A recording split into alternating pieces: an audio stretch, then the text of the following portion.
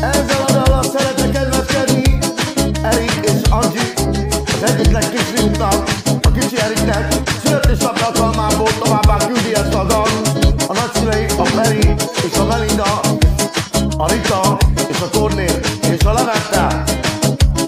Tehát akkor fogadjátok ezt a dalt nagyon sok szeretettel. Erőben, egészségben, hosszú boldog életben, 100 éves családoddal együtt. Erőben, egészségben, hosszú boldog életben.